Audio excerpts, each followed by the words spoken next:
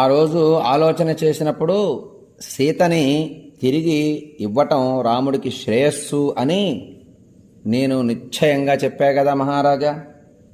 సీతను ఇవ్వకపోతే మనకు యుద్ధము తప్పదని కూడా నేను సూచన చేశా అన్నాడు ప్రహస్తుడు రావణుడితో. రావణుడేమో యుద్ధానికి వెళ్ళమంటే ప్రహస్తుడు రావణుడికి చాలా రోజుల నుంచి యుద్ధం జరుగుతోంది కదా, ఎంతోమంది రాక్షస వీరులు మరణించారు, వారి తర్వాత ఒకరి తర్వాత ఒకరు మహావీరులంతా మరణిస్తూ ఉంటే ప్రహస్తుడు దాకా వచ్చింది సందర్భం. అప్పుడు ఈ ప్రహస్తుడు చెప్తున్నాడు ఈ మాటలన్నీ.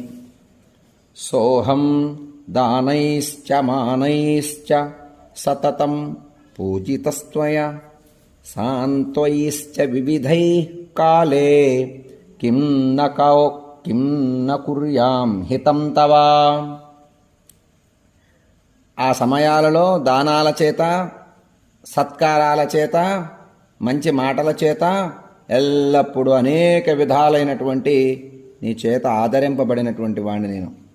నీకు హితం చేయకుండా ఉంటానా అన్నాడు ప్రహస్తుడు రావణుడితో. ఎంతో కాలం నుంచి నీవిచ్చినటువంటి సంపదతో సుఖాలను అనుభవిస్తున్నా, సత్కారాలని పొందా మహారాజా నీ వద్ద నుండి. మంచి మాటల చేత ఎల్లప్పుడు అనేక విధాలైనటువంటి నీ యొక్క ఆశీస్సులు పొందా, ఆదరణ పొందా. అటువంటి నేను నీకు మంచి చేయకుండా ఉంటానా అన్నాడు ప్రహస్తుడు. సోహం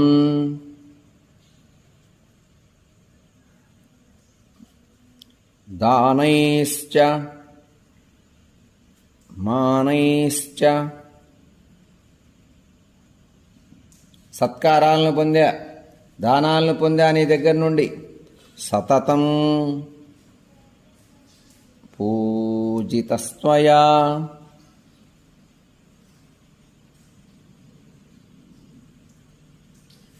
సాంత్వైశ్చ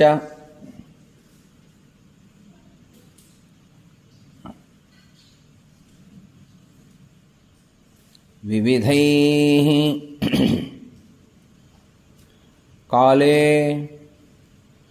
కిం న కుర్యాం హితం తవ.